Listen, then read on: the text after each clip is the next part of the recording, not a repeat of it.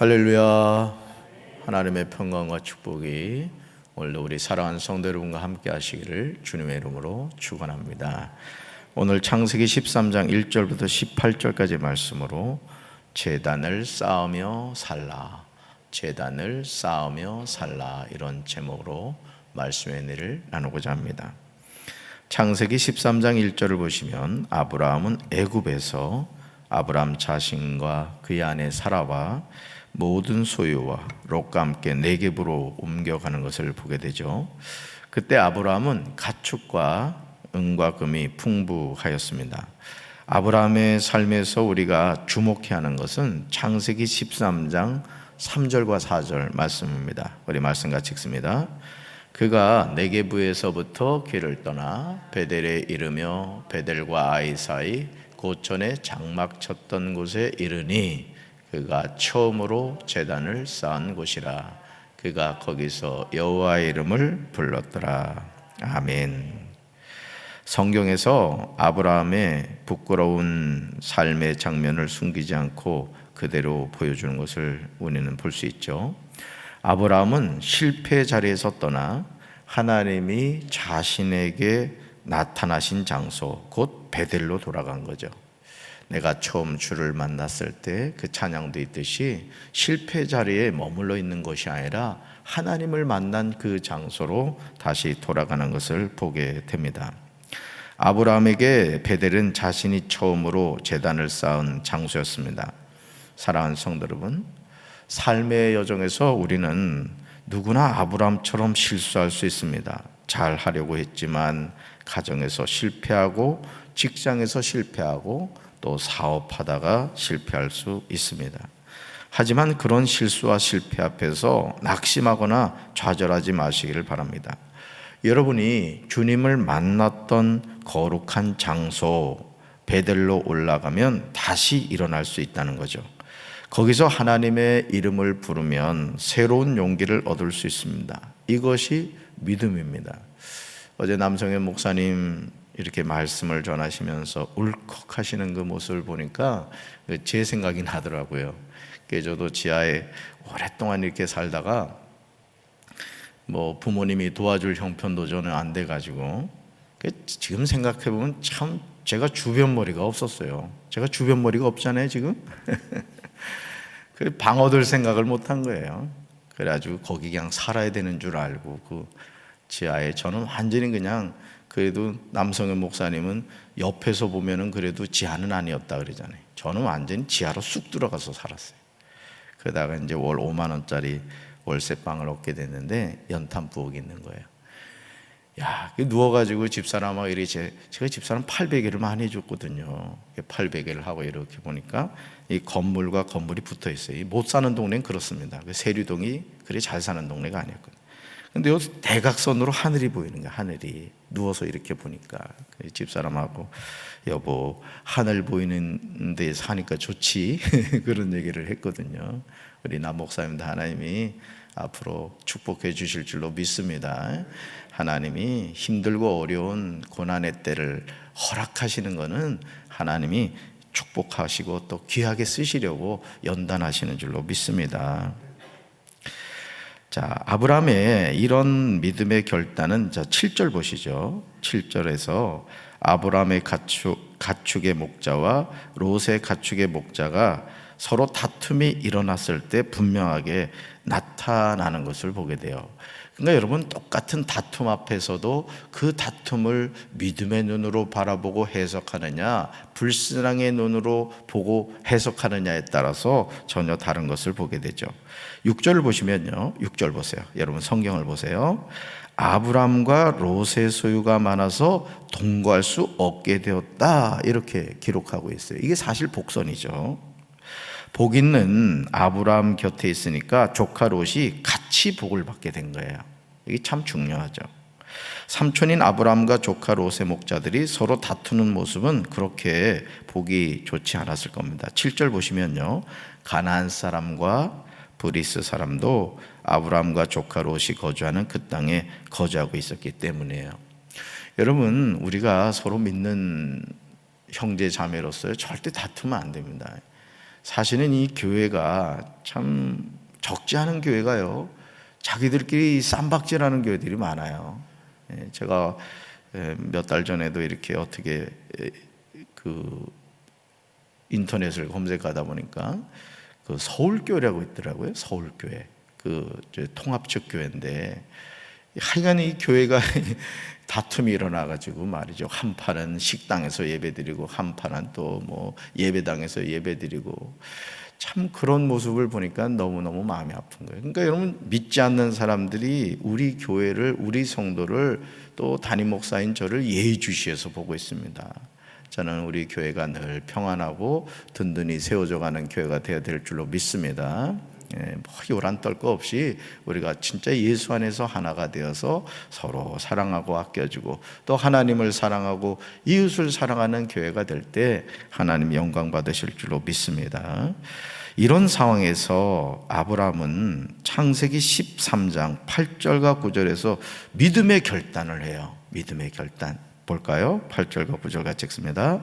아브라함이 롯에게 이르되 우리는 한 친족이라 나나 너나 내 목자나 내 목자나 서로 다투게 하지 말자.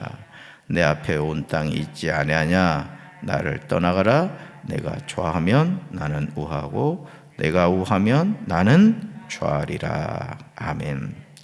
아브라함은 조카 롯에게 세 가지를 이야기하죠. 첫째, 우리는 한 친족이다 이거예요. 한 친족이다. 둘째, 목자들이 서로 다투게 하지 말자.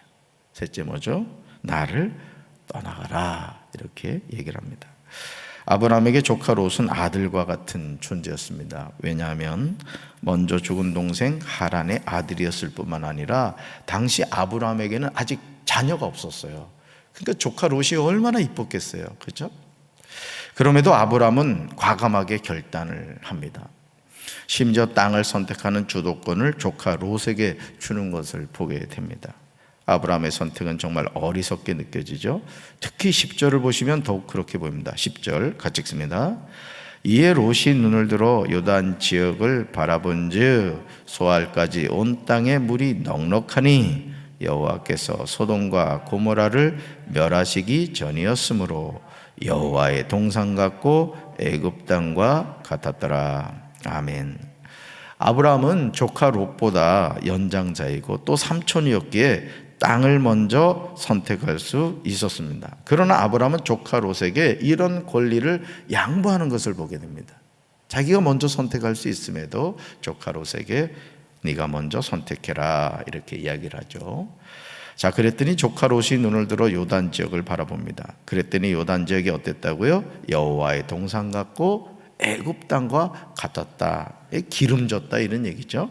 11절에서 롯은 요단 온 지역을 택하고 동으로 옮깁니다. 정말 당연하게 보이는 장면이죠. 자, 그런데 여기 문제가 생기죠. 13절 보세요. 여러분 성경 보세요. 13절. 소돔 사람은 여호와 앞에서 어땠다? 악하며 큰 죄인이었다고 증언하고 있습니다. 이게 정말 중요하죠. 그러니까 여러분, 우리가 어떤 선택을 할 때 그것이 당장 나에게 유익한 것 같아도 그것이 하나님이 기뻐하는 건지 기뻐하지 않는 건지를 잘 우리가 분별할 수 있어야 돼요. 그러나 12절을 보시면 12절 보세요. 아브라함은 하나님이 아브라함에게 주겠다고 약속하신 가나안 땅에 거주하는 것을 보게 됩니다. 사랑하는 성도 여러분, 하나님의 자녀는 당장 이득이 될 것 같다고 해서 그것을 선택하면 안 됩니다. 롯이 선택했던 요단 지역은 애굽 땅과 같았습니다. 그곳에 사는 사람들은 하나님 앞에 악하며 큰 죄인이었습니다. 그러므로 이사를 할 때도 당장 좋아 보인다고 값이 싸다고 선택해서는 안 됩니다. 따라붙다 성령의 인도를 받아야 합니다. 그러니까 여러분, 예수 믿는 사람은 교회 가까이 있어야 돼요. 이 새벽 예배를 한번 드려도 그렇고 예배 생활을 해도 그렇고, 여러분 사람이 그렇습니다.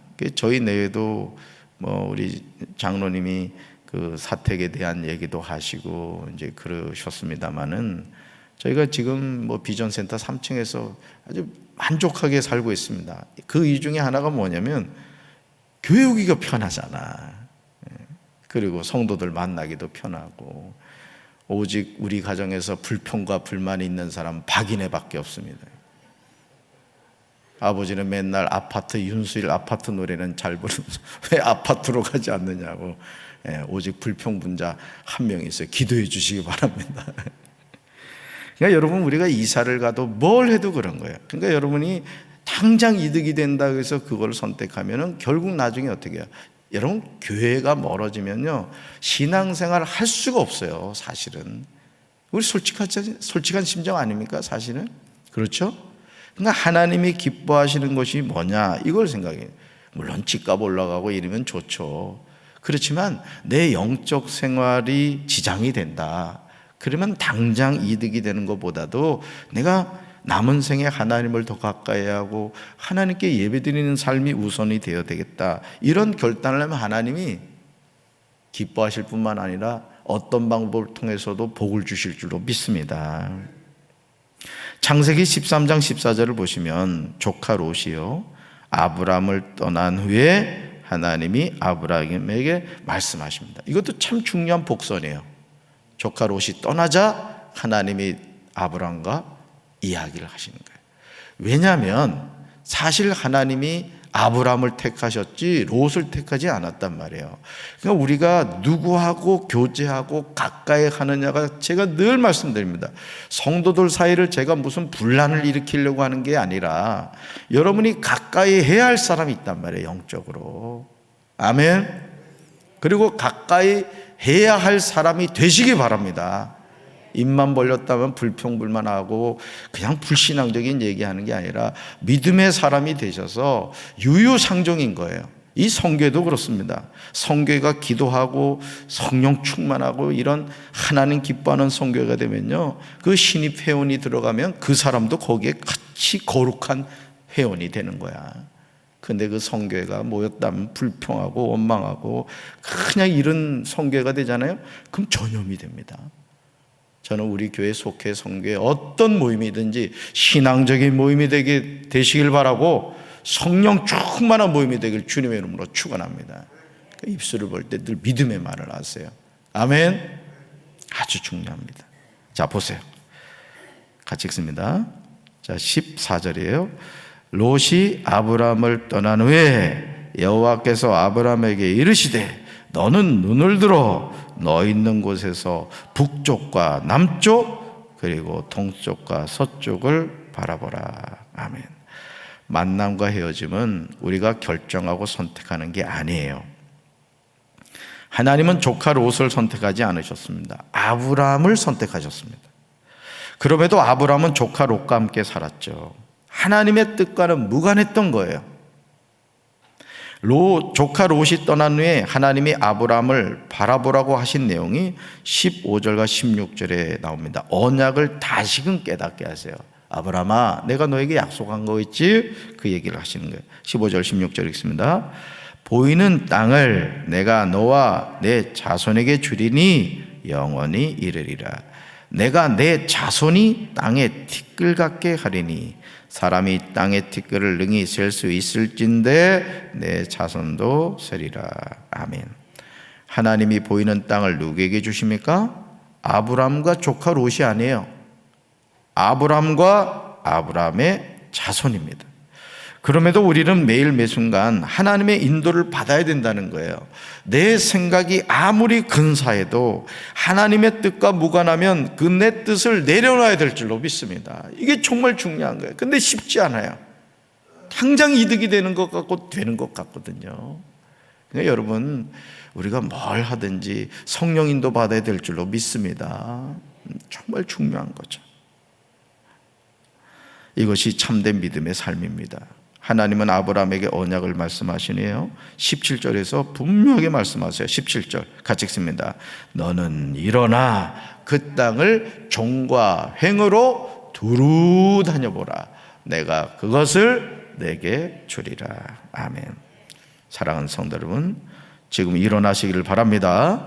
그리고 하나님이 약속하신 땅을 종과 횡으로 두루 다녀보시길 바라요. 두루 다녀보시길 바라요. 하나님이 그 땅을 저와 여러분에게 주실 줄로 믿습니다. 이것이 믿음의 눈이고 믿음의 행동이에요.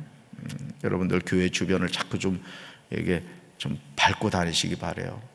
여리고성의 그 무너짐은 말씀에 순종했을 때 일어났잖아요. 우리 교회 주변 성지가 돼야 되잖아.